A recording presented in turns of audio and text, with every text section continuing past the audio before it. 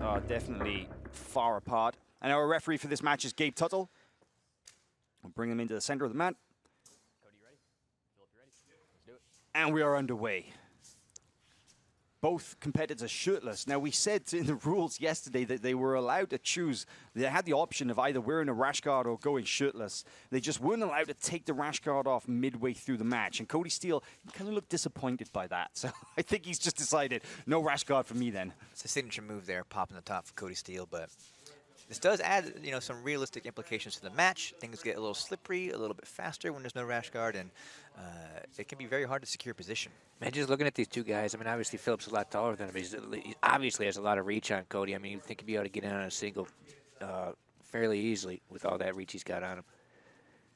But we have heard that Rowe's favorite submission is the Darce choke. Now, of course, if Kody Steele goes head down towards those legs, look out for him to wrap up a neck and go for the attack. But one thing that I wanted to mention about this is that Rowe was telling me he's a jiu-jitsu brown belt, and he got into MMA through jiu-jitsu. It's not the opposite. He wanted to train jiu-jitsu, and then as a result decided, I'm going to fight for real. That's how he found himself fighting in the UFC. That's how he found himself competing. Big shot, takedown. Kody. Oh, off the mat and almost into the judge's table there, almost taking out our photographer, Mike Galimbus. That was a beautiful Russian two-on-one that Mike. Kody was working going into that. Yeah, we expected high-level wrestling technique from Kody Steele. It is his bread and butter. He loves to wrestle, right? And that's where the height difference could really work in Kody's favor. Getting underneath and really driving it hard for a takedown. We may see that again here. Oh, was a big... Kody has been working his Muay Thai quite a bit here, as he's thinking about actually making the jump someday to MMA. So very true. Yeah, he has. He's spoken openly about his desire. But there is another big entry in on that takedown. But look at that breakdancing kind of spin and recovery from Phillip Rowe. Yeah, Cody's got in a couple times. Both times it ended up out of bounds, unfortunately, for him. That's good, though. It sends a message, right? Like, yeah. I'm coming for you, and it's pushing the pace. Our mat is nearly 40 feet across, and yet Kody Steele has taken Phillip Rowe out of bounds twice. And I think that if he wants to get this done, if he wants to get the finish, he's going to have to be a little bit more mat-aware. I would say, I wonder if Phillip is maybe a little bit surprised by the intensity that Cody's brought to the match. You would think, fighting in the UFC, having a lot of MMA experience, you're used to some tough situations, but Kody has really been pushing the pace forward, and I don't know if fans would have predicted that, given everything here. You know, interesting fact is that he's based out of Orlando, Florida, originally hailing from Brooklyn. But Phillip Rowe, you know who he trains with on a daily basis? Rodolfo Vieira, Jacare Souza, two of the absolute titans of the jiu-jitsu world, transition MMA fighters. So I think that he's felt the intensity before, and I think that Kody Steele is going to have to be pretty smart about how he can crack the puzzle. Because right now, the wrestling is definitely seems to, I think that Rowe is just biding his time, right? Absolutely, and he's used to maybe shorter rounds, right, from the MMA background, and you can see that he's getting maybe more comfortable. I would like to see Rowe pick up the gas a little bit, though. I feel like he's been fighting a little bit defensively for his first 5 minutes here so far. Well, Mike, you can chime in on this, Mike, because we need to see people going forward in who's number one, right? Yeah. I mean, it hasn't been that bad, but I mean, Cody's definitely winning this thing off those two takedown attempts. Been more aggressive, so yeah, Rowe's got to get some sort of offense going. But who knows? He might be. Oh, Cody's getting in on him. He's just got to finish one of these. Did manage to get in briefly on the hips, but it was a nice standing kind of sprawl there from Rowe, just popping those hips in. I thought maybe that Kody would come up high into a body lock, but so far the wrestling has been pretty even. That Cody's explosive, right? He can get in quickly on those legs, but he's not controlling Rowe in the wrestling. He's not able to get hold of him and really put him where he wants. Okay. What do we got here? This is different. This is different. Nice. Wow. Using the Imanari roll to come on top and now into a guillotine position here. That was really creative transition from Kody Steele. I like that. Very unorthodox leg entry. And to be honest, I think that he was hoping for the leg. But coming up on top like this, that's not a bad position to be in. Can't really call this a half guard. If you look at the way that Kody Steele's leg is so far through, his knee is on the mat. It's like a quarter guard, right? Quarter guard position. Can't really see it from our angle, but there we can see on the screen right here. Oh, that arm's in danger, but slides out. Rowe in like a deep half guard position right now, reverse half guard. Kody Steele has a lot of options here, but don't write out Rowe. He's actually got some sweeps here as well from this position. Oh, but look at that. Kody manages to slide his leg free, now in top position. Rowe looking very comfortable despite being under an onslaught of pressure here from Kody Steele. Not seeing a lot of movement from Rowe, which is a little bit interesting to me. What do you guys make of that? I would have thought, considering his MMA background. He just tapped. Is he tapped? What did he look? He was tapping on his butt. I thought he tapped, right? Whoa, that did look like a tap, but there's no submission up Yeah, there's top. no submission. I thought he was tapping the pressure. It looked weird. I don't know Maybe what it it's was. a little showmanship. Maybe they're talking to each other down there. Could be. But I think that's a risky move. Yeah.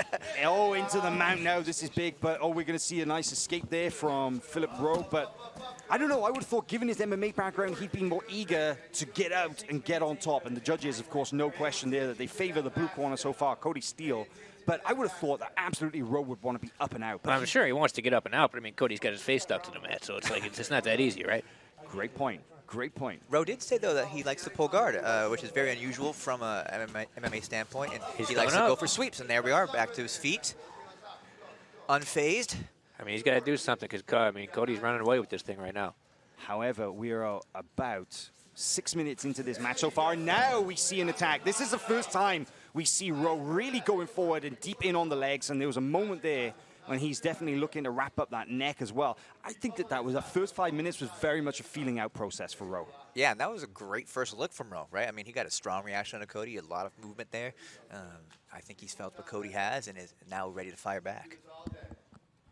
Yeah, we're seeing that more and more from guys figuring out that, hey, it's 15 minutes. I don't want to burn out my gas tank right away, bide my time and then attack. But, I mean, you don't want to start out the first 5 minutes like...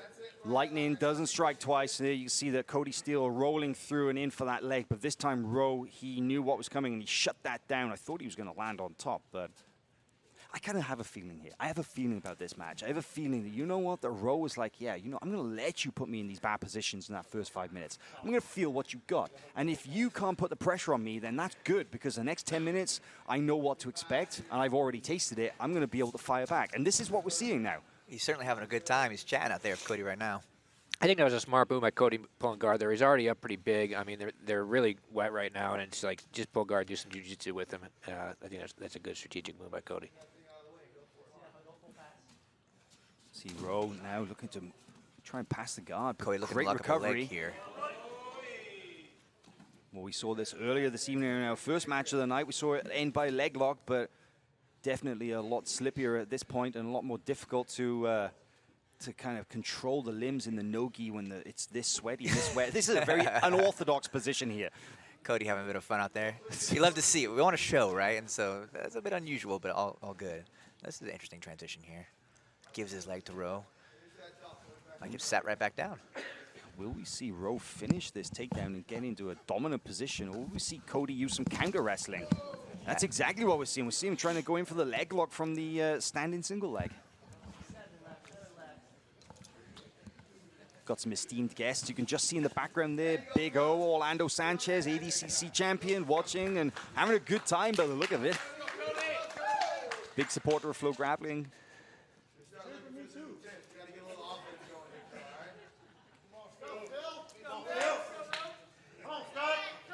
Crowd are definitely into this one. They want to see Phil turning up a gear, it seems. And we know what to expect from Kody. We know he's got the explosive burst. But once again, rolling in for the legs. But I don't know. I think that Rowe, he's savvy to that now. That kind of strategy is not going to work that many times in a row. Yeah, I think we might need to start. We're crying rash guards. These guys are super slippery out there right now.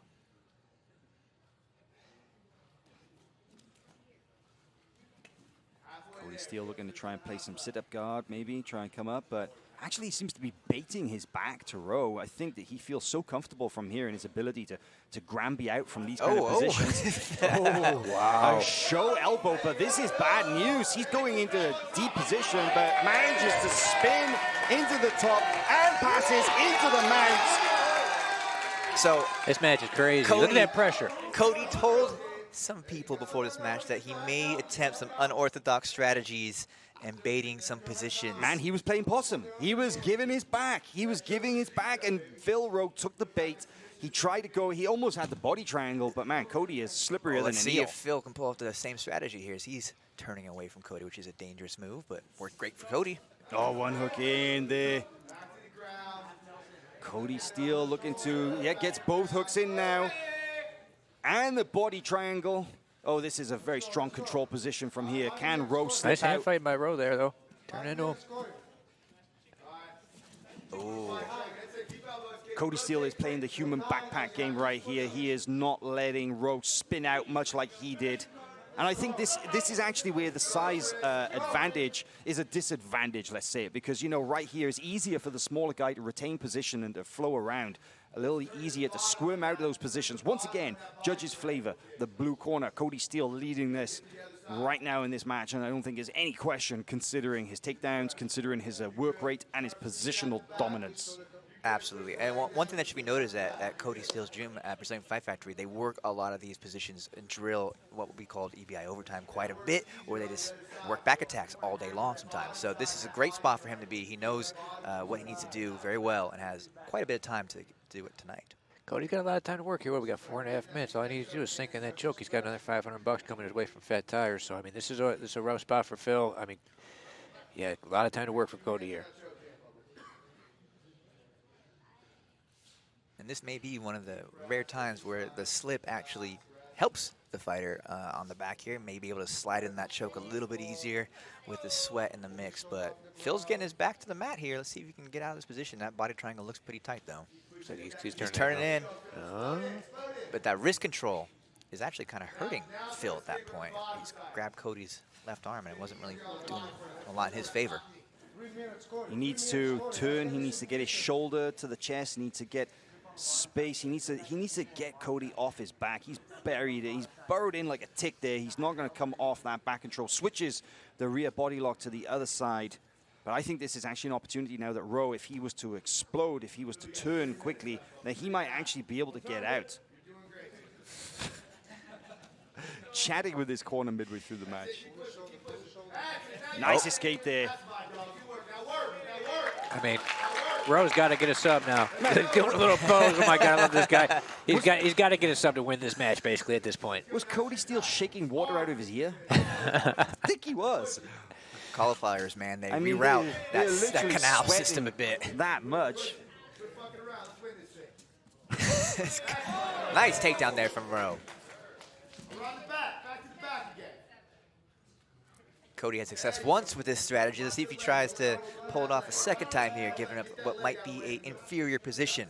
They are very close to the corner of the mat. I would like to see them maybe reset into the center right here. If there was to roll away, then it could be a out of bounds. But wow, now we see the arm around the neck and just recovery too slippery right there.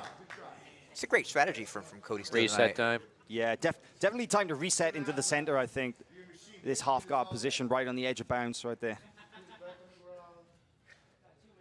But hey, let's see if they work their way back into the center of the mat. Our referee, Gabe Tuttle, walks them back in when they get back up to their feet. It's been a hell of a match, man. A lot of action. You can. I like Phil's corner. Just yells, stop fucking around. Non-stop. It's hilarious. Man, that's the kind of advice sometimes you need. You just need the tough love. 2 minutes to go. Let's go.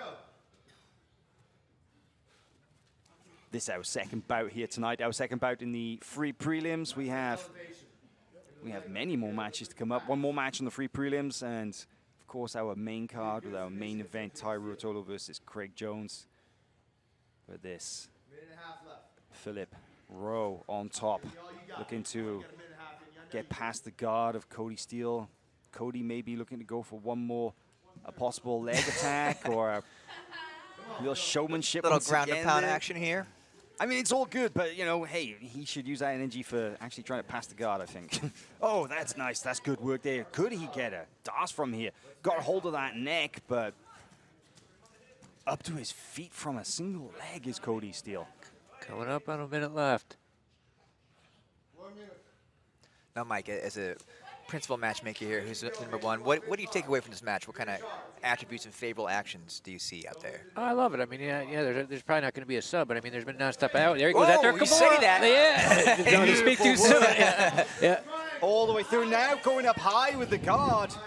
I mean, fighting through to the last. Oh, nice pass 60 from Kody Steele seconds. coming here. This is all but finished. There it is. Beautiful entry, both knees through the guard. Very slippy at this point, but man, Phillip Rowe launching a big attack at that stage and not done yet. Look at this, possible little coyote guard style action.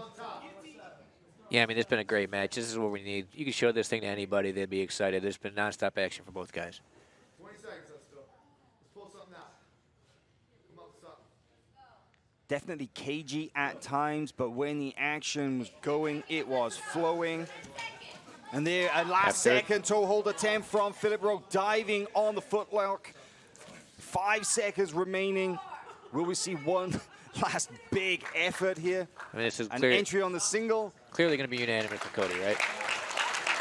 Time goes 15 minutes, and I don't think, there's any question here. The decision will almost 100% go in favor of Kody Steele, but let's the judges do the formalities. It is blue corner.